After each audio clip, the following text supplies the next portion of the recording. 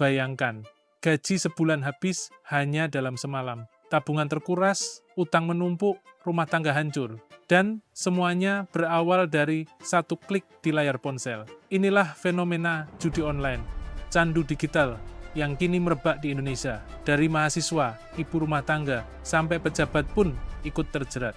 Ada lebih dari 1.000 orang, itu DPR, DPRD, sama sekretariat kesekjenan ada. Lalu transaksi yang kami potret itu lebih dari 63.000 transaksi yang dilakukan oleh mereka-mereka itu, dan angka rupiahnya bisa saya sampaikan? Jumlah totalnya. Angka rupiahnya hampir 25 miliar. Data dari Kominfo menyebut sejak 2023 lebih dari 1,6 juta situs judi online sudah diblokir. Tapi kenyataannya situs baru terus bermunculan setiap hari. Bahkan, Pusat Pelaporan dan Analisis Transaksi Keuangan atau PPATK mencatat perputaran uang judi online mencapai ratusan triliun rupiah dalam setahun. Angka fantastis ini menunjukkan betapa dalamnya masyarakat kita sudah masuk ke dalam lingkaran judi digital. Korban judi online datang dari berbagai lapisan. Mahasiswa yang awalnya coba-coba, akhirnya terjebak utang. Ibu rumah tangga yang tergiur promo, menghabiskan uang belanja. Bahkan ada pejabat dan aparat yang ketahuan ikut bermain. Judi online memang tidak pandang bulu, siapapun bisa jadi korban. Sebanyak 8,8 juta masyarakat Indonesia terjerumus ke dalam judi online. 97.000 diantaranya merupakan anggota TNI Polri, 1,5 juta pelajar sekolah, 1,9 juta pekerja swasta, dan sekitar 1.000 orang merupakan anggota dewan. Kenapa judi online begitu bikin nagih? Rahasianya ada di trik psikologi bernama near win. Saat pemain hampir menang tapi gagal, otak justru melepaskan dopamin hormon yang bikin ketagihan.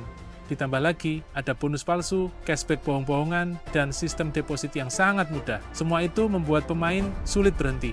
Dampaknya sudah nyata. Ada mahasiswa yang nekat bunuh diri karena terjerat utang judi online. Ada keluarga yang berantakan karena uang belanja habis untuk deposit.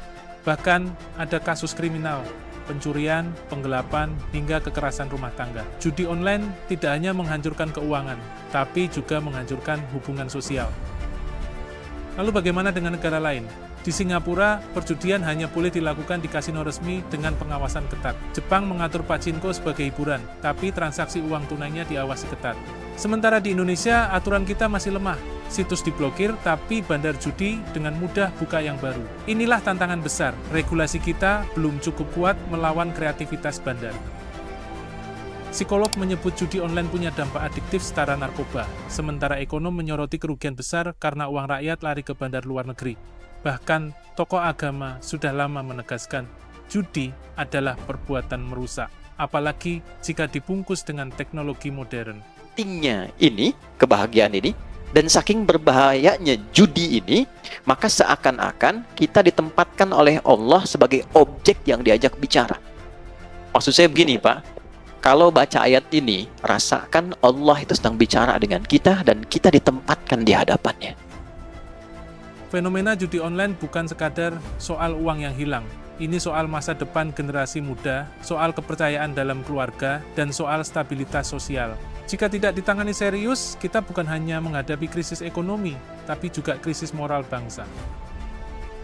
Menurut kamu, bagaimana cara paling efektif menghentikan fenomena judi online? Apakah dengan edukasi, hukuman berat, atau teknologi yang lebih canggih? Tulis pendapatmu di komentar, dan jangan lupa subscribe untuk bahasan fenomena sosial lainnya.